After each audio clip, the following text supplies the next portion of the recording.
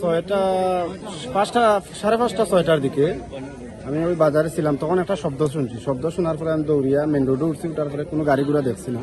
তখন ওদিকে চাইয়া দেখছে ওই রেলিংটা ভাঙা। তখন দৌড় তুলি রেলিং আইসে, আবার বাদে একটা শব্দ আইসে আমার কানে বাঁচাও রে বা। তখন আমি নিচে দিয়ে চাইছি, তখন দেখছি গাড়ি উল্টে। তখন আমি ওই বনে দিয়া কিছু না তোকে আমি দৌড়ো নামছি। নামিয়া মানে আর কেউরে দেখা যান না, খালি গাড়িটাও দেখা যায়। তখন আমার পকেটে মানি ব্যাগ, মোবাইল ছিল, ওগুলো ফারও পেয়ে আমি দৌড়ি ফানি নামছি। আরো 2-3 জন ওদিক থেকে দৌড়িয়ে আইছে। আমার পরে এতটুকু ফানি এখন আক্তাব বাইয়া খালি কয় বাঁচাও রে বা, আবার ডুবো যায়।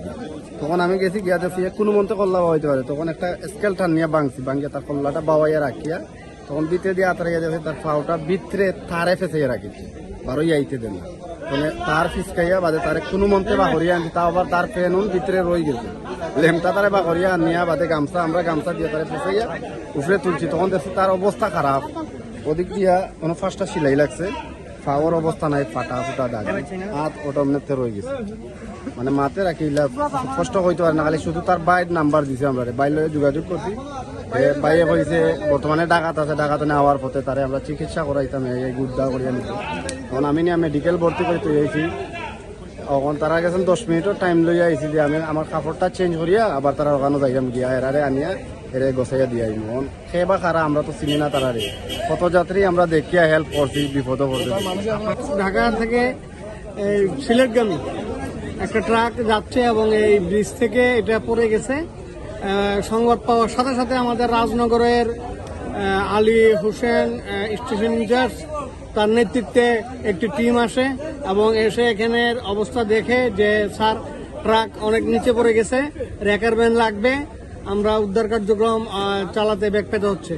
সংবাদ পাওয়ার সাথে সাথে আমি মুভ করি আমার মৌলভীবাজার থেকে। মুভ করে আসার পরে আমরা পুলিশ থেকে র্যাকার ভ্যানের জন্য সহযোগিতা চাই।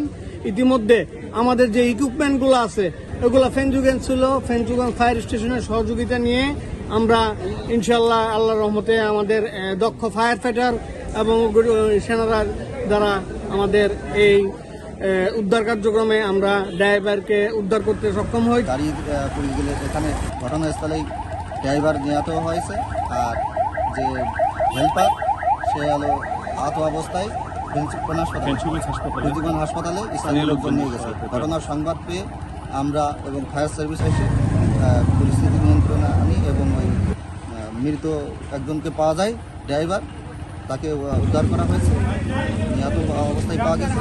আর একজন হলো আহত অবস্থায়, জখম অবস্থায়, সে ফেঞ্চুগঞ্জ হাসপাতালে স্থানীয় লোকজনের সহায়তায় চিকিৎসাধীন সেখানে আছে।